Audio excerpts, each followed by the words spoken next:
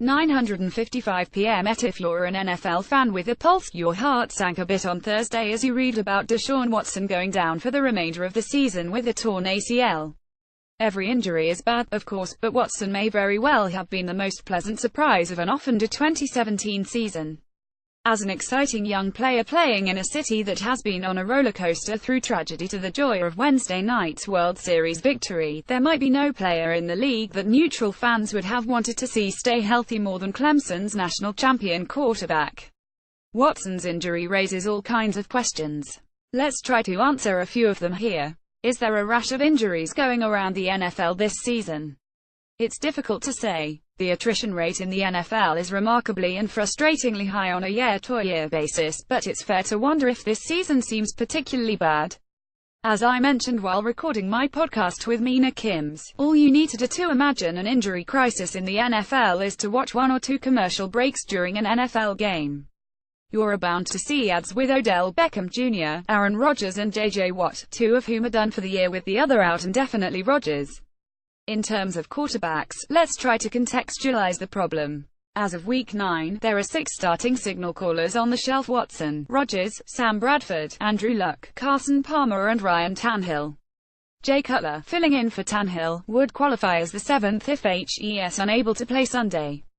That's a high number, but not remarkably so. Last season in Week 9, for example, 4 starting quarterbacks were out injured: Cutler, Robert Griffin, Tony Romo and Alex Smith, the latter of whom would return the following week.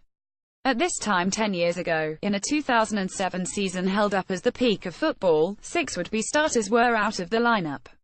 A 1988 Washington Post article complaining about the lack of available quarterbacks noted how 18 passes had gone down with injuries by the end of Week 6, although some of them were not starters. Only 3 quarterbacks in NFL history have thrown more touchdown passes in a calendar month than Deshaun Watson's 19 in October: Tom Brady, Peyton Manning twice and Tony Romo. Photo by Aaron Dostarusa. Today Sports. Other passes such as Derek Carr and Marcus Mariota have missed shorter periods of time, so let's ask the question a different way. Have we seen more quarterbacks playing meaningful minutes through the end of Week 8 than in a typical year? One way to check for this is by just simply counting how many quarterbacks have thrown a meaningful number of passes. It'll set the bar at 30 pass attempts through the first 8 weeks. We've seen 41 quarterbacks throw 30-plus passes this season, which is right in line with expectations. Since the league expanded to 32 teams and went to its current schedule structure in 2002, an average of 42.7 passes have thrown 30-plus passes through 8 weeks, ranging from 35 2012 to 48 2002 and 2007. It's impossible to differentiate between injured and benched quarterbacks with this methodology, but given that the figure isn't even at what we would expect given history, it's fair to say that this isn't a particularly egregious year in terms of quantity of injured quarterbacks. I'd argue we're not dealing with a disproportionate number of quarterback injuries, but the quality of those missing quarterbacks is uncommonly high. I don't think it's necessarily a surprise to see Bradford, Palmer or Tannehill hurt, but consider that we're down arguably the league's most talented quarterback, Rodgers, its most impressive rookie passer, Watson, and a surefire franchise passer in his prime. Luck. Was Watson off to the best start of any rookie in recent memory? After coming in off the bench against the Jaguars in Week 1 and struggling through a dreadful Thursday night game, admittedly one he won for the Texans with an excellent individual effort on a 49-yard TD scramble against the Bengals in his first NFL start, Watson was as good as any quarterback in football. After 8 weeks, Watson led the league in total QBR, which includes his exploits as a runner.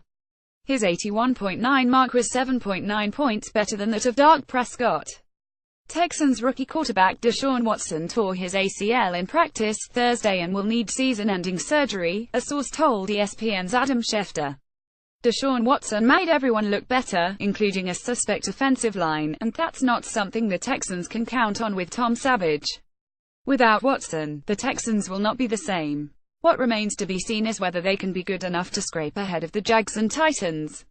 Strictly as a passer, Watson was 5th in passer rating and 7th in the league in ANYA, but even that sells him short. He had drawn 8 pass interference calls for a league-leading 173 yards of hidden offense. Watson had thrown 8 interceptions, but most of them had come in irrelevant or hopeless situations, as 5 of them changed Houston's win expectancy by 2.4% or less. Watson threw 204 passes before suffering his knee injury in practice on Thursday. We have to adjust quarterback stats for the era in which they came, which Pro Football referenced as with its index statistics, as 100 represents error-adjusted league average. 98 quarterbacks have thrown 200 passes or more during their debut campaign since the merger. Of those 98 passes, Watson posted the best touchdown percentage index 152, the 4th best yards per attempt index 124, and the 9th best adjusted yards per attempt index 113. The closest rookie quarterback Watson resembles is Mark Rypien, who was actually making his debut in 1988 after 2 seasons on injured reserve. Rypien started 6 games during his rookie campaign, and their error-adjusted stats are remarkably similar: passing percent YATTTD percent in percent passer tie. Deshaun Watson 9,512,415,276,118,113. Mark Rypien 9,912,814,968,113,116. Rypien was already 27 by the time he took over as a full-time starter and really spent only 5 years as a full-time number 1 quarterback, but he made it to 2 Pro Bowls and 1 Super Bowl MVP for his exploits in leading Washington to the Super Bowl in 1991. During those 5 years in DC, Watson has shown similar ability in terms of creating big plays downfield, although he's far more effective as a runner. Watson's touchdown percentage would have regressed to the mean over a larger sample, but given how both he and the Texans' offense were improving week after week, it seems likely the rest of his game would have kept up. It's impossible to make a perfect comparison because of the smaller sample, but Watson's campaign is certainly in line with that of great recent rookies like Prescott, Matt Ryan, and Russell Wilson as among the best in football. Does this impact his long-term future? It's too early to say, but quarterbacks have been able to return from ACL tears without any notable drop-off in performance. This is the second time Watson has torn an ACL after doing so in college, but that was an injury to his left knee, while this injury is to his right knee. The promising news is that we haven't heard anything about damage beyond the ACL, which should decrease the complexity of Watson's rehab. Barring further news on the injury, it seems likely Watson will be ready to return in time for Week 1 next season. While fans might think about Robert Griffin as a worrisome comp for Watson, given that Griffin looked brilliant as a rookie before going down with a knee injury and failing to up to his previous heights, there are more positive comparables for mobile quarterbacks of the past, too. Randall Cunningham tore his ACL in 1991 and remained effective as both a passer and runner upon returning. Rich Gannon required an ACL repair after going down with a knee injury as a backup in 1988, and the future Raiders standout remained an effective scrambler, though he didn't see serious game time until 1990. Robert Griffin III had a sensational rookie season in 2012, with 27 total touchdowns and only 5 interceptions. Adam Betcher Getty Image The Texans keep Watson from running as frequently when he returns. I think Watson would be able to succeed without the threat of the readoption by virtue of his ability as a pure passer, but I also don't see any reason to dramatically change the offense in an attempt to keep Watson healthy. Watson's ACL tears have both come in practice. This most recent injury saw him go down without being touched. If he was getting injured as a scrambler in games, it might be a different story, but the Texans shouldn't need to put any restraints on Watson when he returns. How much of a drop-off is there from Watson to Tom Savage? Obviously, there's an enormous difference between Watson and the quarterback he took over for after a dismal Week 1. Savage has yet to show any sign that helps likely to become a competent NFL quarterback. The former Pittsburgh and Rutgers passer failed to show pro-level accuracy as an amateur, and his 105 pro passes have produced a passer rating of 73.9, nearly 30 points worse than Watson's 103.0 mark. Furthermore, it's telling that the Texans drafted Savage in 2014 and yet repeatedly looked outside the organization to add Brock Osweiler and then Watson in lieu of giving Savage the starting job. The immediate impact in Vegas was significant. The line for Houston's Sunday game against the Colts at the Westgate Las Vegas Sportsbook moved by 5.5 points, with the Texans 12.5-point favorites before the Watson injury and 7-point favorites after. Houston was 401 to win their first championship before the Watson injury, but they were dropped to 1001 once news broke.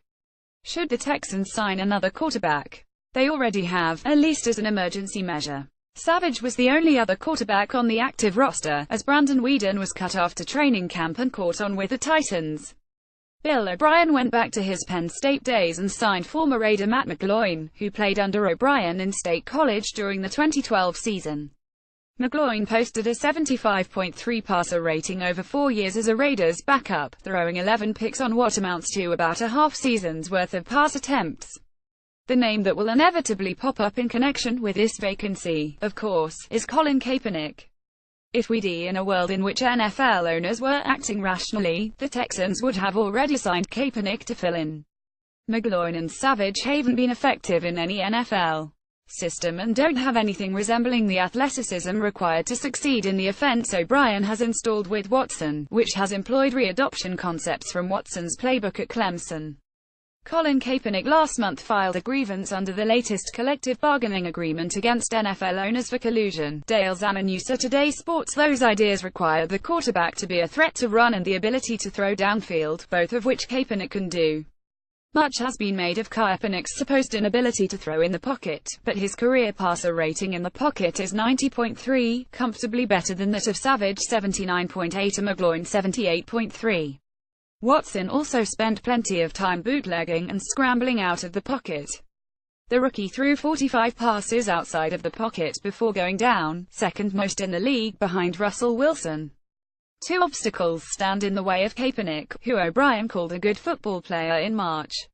One is Kaepernick's ongoing collusion lawsuit against the league. The other is the presence of owner Bob McNair, who inspired a near mutiny within the Texans locker room by referring to the league's players as inmates during a meeting with players in New York City.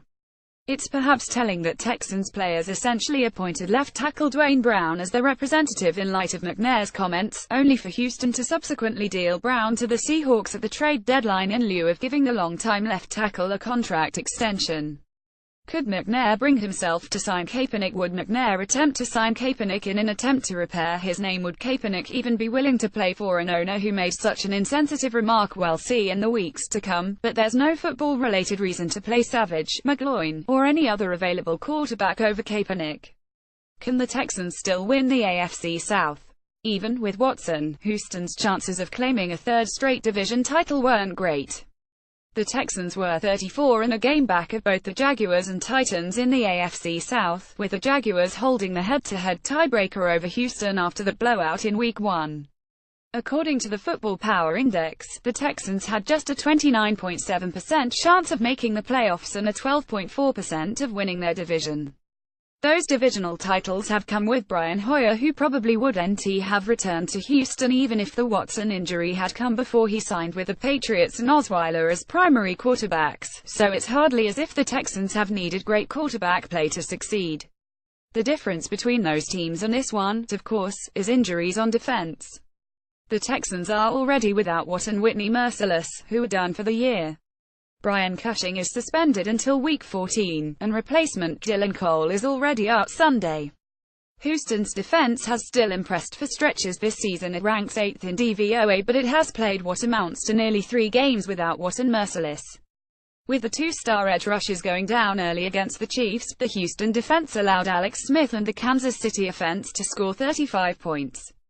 The Texans then held the lowly Browns to 14 points, but the Seahawks exploded for 34 more points on offense in their classic win over Houston on Sunday. O'Brien will likely slow down the pace with Savage in the lineup, hoping to win by running the ball and playing sound defense with the guys he has left. Anything is possible, but the Texans have lost 2 of their best players over the past week, with Brown and Watson no longer in the lineup, which will dramatically impact their running game. Unless their defense takes a big leap forward from what we've seen against non-Browns competition, it's hard to find a path in which the Texans compete for the division title. Who does the Watson injury help? Obviously, while nobody wants to see a star quarterback get injured, Watson's absence could turn the AFC South into a battle between the Jaguars and Titans. The other team in line to benefit from a Watson injury is the Browns, which acquired Houston's 2018 first-round pick in a trade that netted the Browns Watson in the first place. Cleveland also holds Houston's second-round pick as part of the Osweiler salary dump. Those picks looked likely to come toward the second half of the first round, but with Savage replacing Watson, the Browns could luck their way into another top 10 pick.